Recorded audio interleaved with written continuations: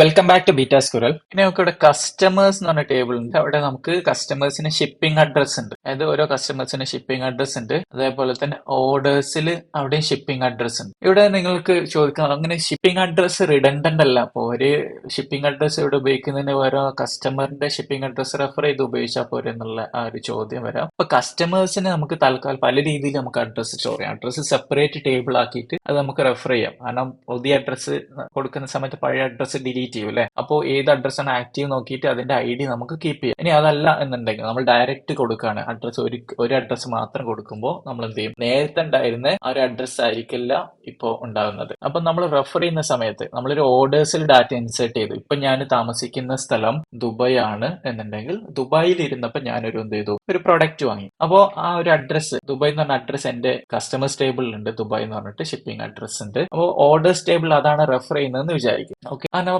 Purchase ചെയ്ത് delivery ഒക്കെ shipping ഒക്കെ കറക്റ്റ് നടന്നു. അതിനുശേഷം ഞാൻ ഇവിടുന്ന് മൈഗ്രേറ്റ് ചെയ്ത് വേറെ ഏതെങ്കിലും ഒരു രാജ്യത്തേക്ക് പോയി എന്ന് വിചാരിക്കും. For example Georgia. ഞാൻ ജോർജിയയിലേക്ക് താമസമായി. അവിടെ താമസിക്കുന്ന സമയത്ത് ഈ ഒരു പ്രോഡക്റ്റ്, ഈ ഒരു സോഫ്റ്റ്വെയർ ഉള്ള അതിന്റെ അഡ്മിനിസ്ട്രേറ്റേഴ്സ് അവരെ എന്തെങ്കിലും ഓഡിറ്റിംഗ് പർപ്പസിന് അതിന്റെ ഓർഡേഴ്സിന്റെ ലിസ്റ്റ് എടുത്ത് നോക്കുകയാണ്. ലിസ്റ്റ് എടുത്ത് നോക്കുമ്പോൾ ഓക്കെ, ഇങ്ങനെ ഒരു ഓർഡർ എടുത്ത് നോക്കി. ഞാൻ ജോർജിയയിലേക്ക് താമസം മാറ്റിയപ്പോൾ എന്റെ അഡ്രസ് അപ്ഡേറ്റ് ചെയ്തു കേട്ടോ. അഡ്രസ് അപ്ഡേറ്റ് ചെയ്തപ്പോൾ ജോർജിയ എന്ന് പറഞ്ഞ അഡ്രസ് ആയി മാറി കസ്റ്റമേഴ്സിൽ. അപ്പൊ അവര് എടുത്തു നോക്കുക, റിപ്പോർട്ട് എടുത്ത് നോക്കുകയാണ്. ഓർഡേഴ്സ് ലാസ്റ്റ് 1 year ആയിട്ട് നമ്മൾ ചെയ്ത ഓർഡേഴ്സ് ഒക്കെ ഏതാണെന്നുള്ള ഓഡിറ്റിംഗ് ചെയ്ത് നോക്കുമ്പോൾ അവര് കാണുന്ന എന്താണ്, ജോർജിയയിലേക്ക് ഒരു ഓർഡർ ഡെലിവറി ചെയ്തിട്ടുണ്ടെന്ന് കാണണം. പക്ഷെ അവർക്ക് ജോർജിയയിലേക്ക് ഡെലിവറി പോലും ഇല്ല. അപ്പൊ അവരുടെ കൺഫ്യൂഷൻ വരും, ഡാറ്റ ഇഷ്യൂസ് വരും, സിസ്റ്റം പ്രോബ്ലംസ് വരും, ഒരുപാട് ഇഷ്യൂസ് ഉണ്ടാവും. അപ്പോൾ അങ്ങനെയൊക്കെ ഒഴിവാക്കാൻ വേണ്ടിയിട്ട് നമുക്ക് എന്ത് ചെയ്യാം, ആ ഷിപ്പിംഗ് നടക്കുമ്പോഴുള്ള അഡ്രസ് ആണല്ലോ വേണ്ടത്. അപ്പൊ ആ അഡ്രസ് നമുക്ക് ആ ഒരു ഓർഡർ ടേബിളിൽ കൂടെ സേവ് ചെയ്യാം. അപ്പൊ അങ്ങനെ ആ രീതിയിലാണ് ഇപ്പോൾ ഈ ഒരു ടേബിൾ ഡിസൈൻ ചെയ്തിട്ടുള്ളത്. ഷിപ്പിംഗ് അഡ്രസ് ഇവിടെ ഉണ്ടാവും. അപ്പൊ താൽക്കാലികമായിട്ട് നമുക്ക് 2 ഓർഡേഴ്സ് ഉണ്ട്. 2 ഓർഡേഴ്സിനും ഷിപ്പിംഗ് അഡ്രസ് ഇല്ല.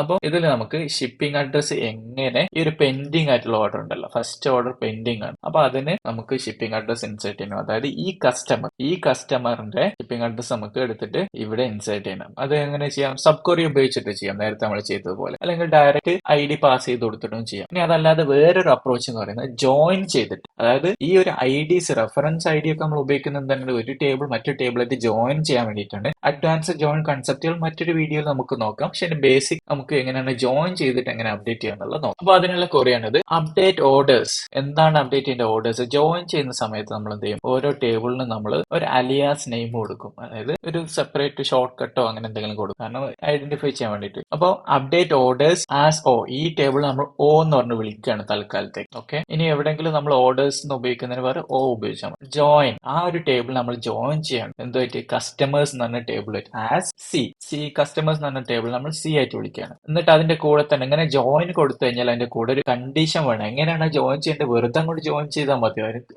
ജോയിൻ ചെയ്യാനുള്ള റിലേഷൻ എന്താണ് എന്നുള്ളതാണ് ചോദിക്കുന്നത്. അപ്പൊ ഓൺ എന്ന് പറഞ്ഞിട്ട് ഒരു കണ്ടീഷൻ കൊടുക്കുകയാണ്. റിലേഷൻ, ജോയിൻ ചെയ്യാനുള്ള relation O dot customer ID equal to, അതായത് ഓർഡേഴ്സിലുള്ള customer ID equal to C dot customer ID.